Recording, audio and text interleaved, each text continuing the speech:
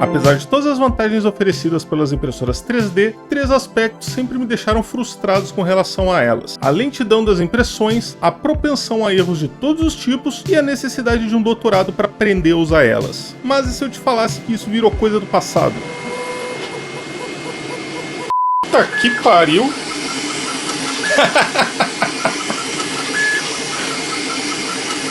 No vídeo de hoje eu quero falar sobre a Creality K1, uma impressora que chega a ser 12 vezes mais rápida que as impressoras mais vendidas e praticamente eliminou os erros de impressão sem cobrar muito mais por isso. Mas antes de falar sobre ela, vamos contextualizar essa nossa conversa, começando a história desde o começo.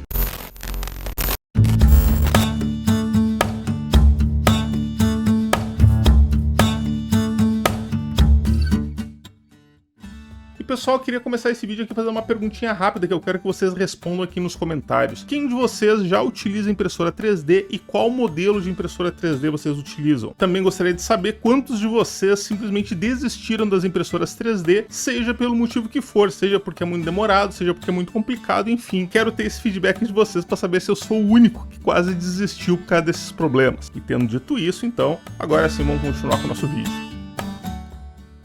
Suponha que tu precisa de uma coisa corriqueira, como por exemplo um calço para prender uma porta que não para aberta, ou então de um porta-retratos para colocar aquela foto que você gosta.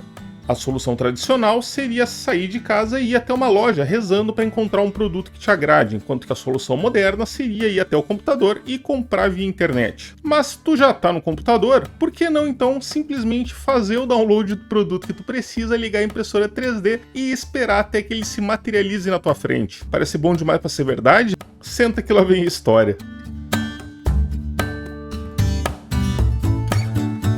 A impressão 3D foi inventada em 1984 por um engenheiro norte-americano chamado Chuck Hull. This is so that the designer can directly make a prototype from the image that he has on the screen of his terminal. We call this technology stereolithography or three-dimensional printing.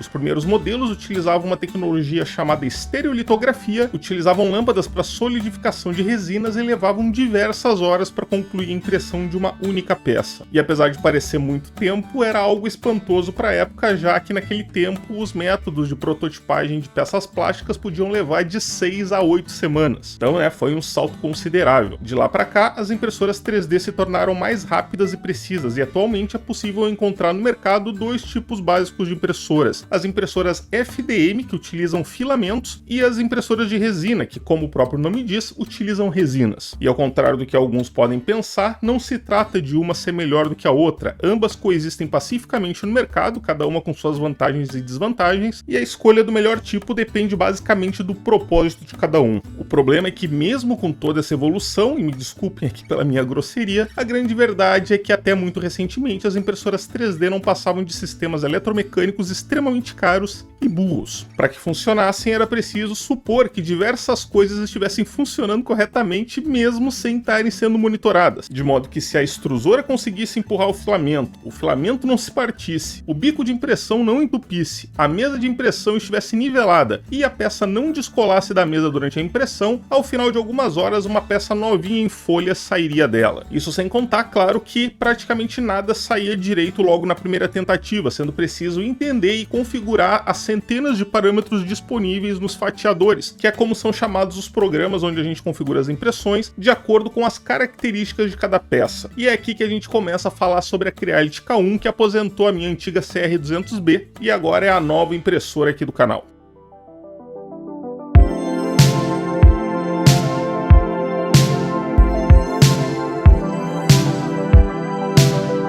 Quem acompanha os vídeos aqui do canal sabe que eu cada vez mais tenho usado impressora 3D nos projetos, e infelizmente o tempo que eu estava gastando tentando fazer a impressora simplesmente funcionar era desproporcional ao benefício oferecido. Para mim, qualquer tecnologia precisa ser plug and play, seja um drone FPV ou uma impressora 3D. Se não dá para comprar, ligar e sair usando, então a tecnologia simplesmente ainda não está pronta. E casualmente, enquanto eu fazia um pedido de filamentos na 3D Prime, eu me deparei com uma impressora que eu nunca tinha ouvido falar a respeito, mas que apresentava alguns argumentos argumentos de venda que chamaram muito a minha atenção, como velocidade de impressão extrema, qualidade de impressão acima da média, câmera com inteligência artificial e até mesmo um sensor lidar. Por mais surreal que isso parecesse, eu nem consegui entender para que ele servia. Menos de uma semana depois, ela já estava aqui no estúdio. Mas a impressora não está aparecendo? Agora sim, menos de uma semana depois ela já estava aqui no estúdio e de lá pra cá foram centenas de impressões e, pessoal, sem mentira, sem um único erro. E isso pra mim é surreal. E, inclusive, antes de continuar esse vídeo, eu queria agradecer a galera lá da 3D Prime, que é parceira aqui do canal, e fez a gentileza de conceder um bom desconto para que eu pudesse comprar ela. E sim, pessoal, eu paguei por ela, ninguém me mandou essa impressora, inclusive o pessoal da 3D Prime sequer me pediu para fazer esse vídeo de review aqui, mas eu fiquei tão impressionado e entusiasmado com ela que eu resolvi fazer ele para compartilhar com vocês a minha experiência. E tendo deixado isso claro agora, então, vamos em frente.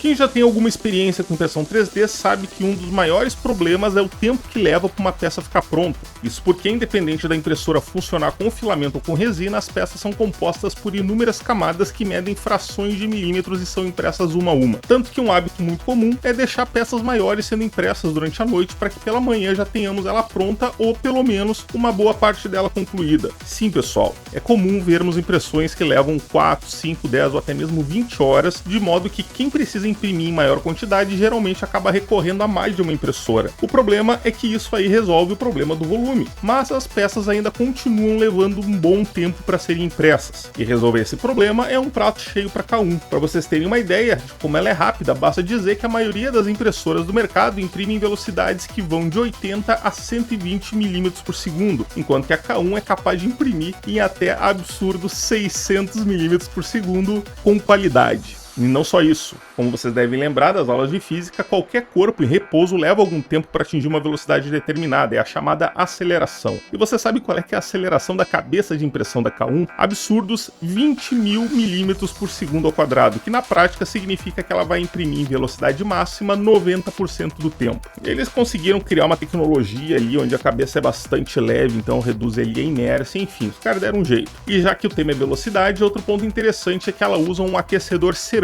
capaz de aquecer o bico de impressão a 200 graus em cerca de 40 segundos. É isso aí, tipo assim, é de tirar o chapéu.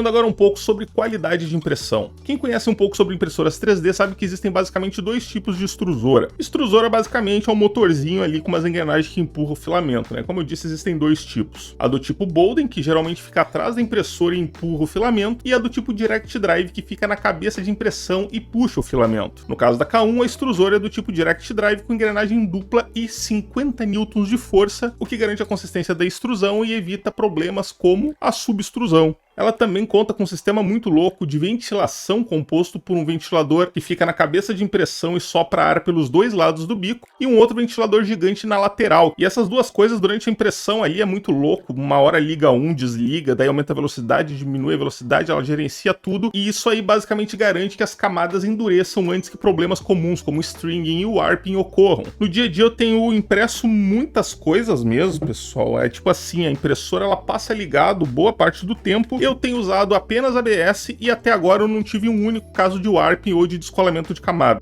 Aliás, quantas impressoras vocês conhecem que são capazes de imprimir isso aí em ABS sem exigir sequer um brim para ajudar na adesão? Pois é, pessoal, eu não tenho usado isso também. E como se isso aí não bastasse na lista de soluções inovadoras, a cabeça de impressão dela ainda conta com um sensor de aceleração que mede as frequências de ressonância das impressões em alta velocidade e ajusta automaticamente a impressora para evitar problemas como o ghosting e o ringing. A mesa de impressão possui também nivelamento automático com sensores de tensão embutidos, que é feito automaticamente automaticamente antes da impressão e garante que a primeira camada saia sempre perfeita. Para quem não está acostumado, a maioria das impressoras do mercado, principalmente as mais baratas, não possuem esse sistema e tu precisa nivelar a mesa manualmente toda vez que a peça começa a apresentar problemas de adesão durante a impressão da primeira camada. É uma receitinha de bolo, tu pega uma folhinha de papel, coloca entre a mesa e o bico da impressão e vai girando os parafusinhos na parte de baixo da mesa até deixar ela toda alinhadinha. O problema é que às vezes tu consegue fazer isso aí direitinho, às vezes não fica tão direitinho, enfim. Como é a impressora que faz, dá sempre certo, de modo que esse problema aí simplesmente não existe mais. Outro detalhe sutil, mas extremamente útil, é a superfície de impressão do tipo magnética flexível. Quem já imprime sabe que enquanto algumas peças não aderem bem, outras simplesmente aderem demais, chegando ao extremo de serem danificadas durante a sua remoção, isso quando não danificam a própria superfície de impressão. Então esse aí é um detalhezinho bacana que facilita absurdamente a remoção das peças impressas. E para finalizar essa parte aqui, se tu realmente não tá para brincadeira, ainda é possível equipar a K1 com uma câmera e com um sensor lidar. No caso da câmera, ela vem lá com um sistema de inteligência artificial, então ela não só permite que tu acompanhe a impressão remotamente, como também é capaz de reconhecer via processamento de imagem problemas como o descolamento da peça, bem como a existência de objetos estranhos na área de impressão.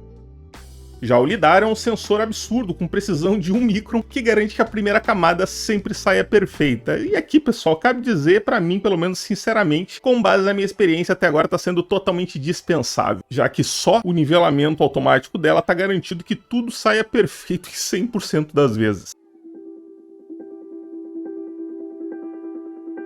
As impressoras tradicionais geralmente nos oferecem duas formas de impressão, ou via cartão SD ou então via cabo USB. No caso do cartão SD, tu copia o arquivo para ele no computador e depois insere ele na impressora, enquanto no caso do cabo USB, tu simplesmente conecta o teu computador na impressora e eles conversam sozinhos. É óbvio que isso aí torna as coisas mais fáceis, mas o problema é que se o teu computador der pau ou então reiniciar, a gente sabe que às vezes o Windows resolve reiniciar no meio da noite para atualizar as coisas, a tua impressão simplesmente para. Já no caso da K1, a coisa é um pouco diferente.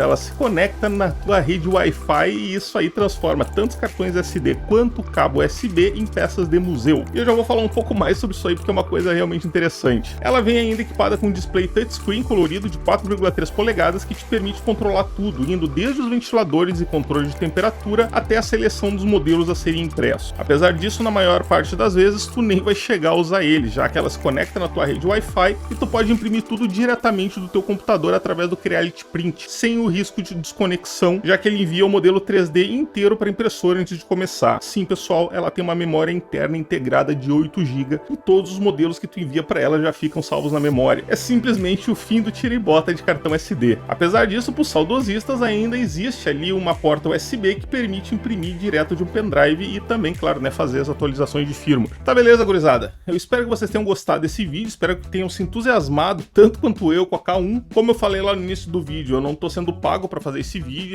aqui eu tô fazendo porque realmente me agrada muito ver um setor que há tantos anos estava ali se arrastando numa mesmice, lançando coisa atrás de coisa. É meio que como o mercado de FPV, aquelas câmerazinhas que eles lançavam, que era tudo mais ou menos a mesma coisa, uma com campo de visão maior, menor, uma um pouquinho mais ajustada para filmar à noite, outra para filmar de dia, mas basicamente era a mesma coisa. Mas dessa vez aí a Creality realmente conseguiu lançar uma coisa nova, com uma série de melhorias que conseguiram colocar ela muito mais próximo daquilo que eu falei que eu considero um ideal para as tecnologias, que é tu poder comprar ela, ligar e sair usando sem ter que te tornar um especialista, sem ter que fazer um PhD para aprender a mexer nela. Então, enfim, era isso que eu tinha para falar para vocês por hoje. Se curtiram esse vídeo, deixem aquele joinha. Como vocês sabem, ajuda muito aqui o canal. E como eu sempre digo, no final de todos os meus vídeos, se Deus quiser, então, nos vemos no próximo vídeo.